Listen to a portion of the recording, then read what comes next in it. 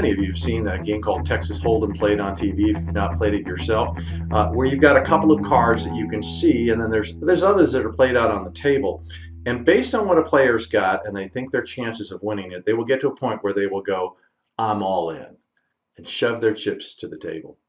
Now, at that point, they've got everything at risk. They win, great. If they don't, the game's over, but they're completely committed.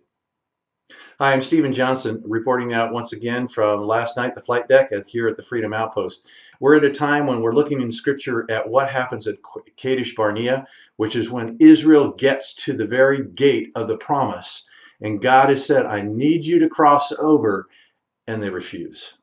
Even though he's pulled them out, he's retrained them, he's tried to show them who he is and he can be depended upon, they will not make that final step, except Joshua and Caleb. And the statement about them in Numbers is this: for they have wholly followed after me. So there's a real difference between holy living, spelled with a W-H-O-L-L-Y, and often acting holy with a small H-O-L-Y.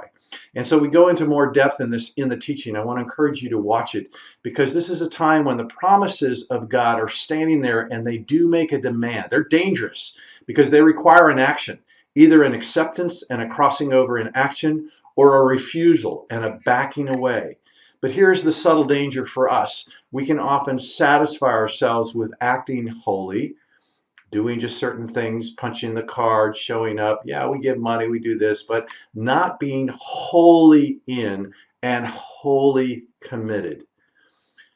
Dangerous, really, really dangerous. And I want to encourage you to look at the teachings that we've got.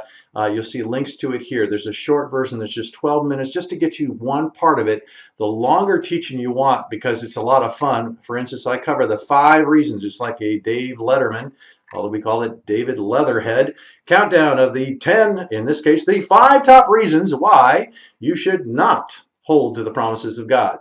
We have some fun with that. We talk about there's things that are inevitable besides death and taxes, and you'll want to see what that is, and then why it is that we often don't want to try to embrace the promises of God. It's a way of letting ourselves, letting God, and letting others off the hook. And meanwhile, it's just robbing us of what is ours. So I hope that's an encouragement. I hope that makes enough sense just to strike the hunger in you. This is a time when God is speaking to us. I've got things for you. I have put my paw print as the Lion of the tribe of Judah on these promises. Will you go forward? Will you step into it? Will you take what I have said is yours? Or will you hold back and just act like you're holy?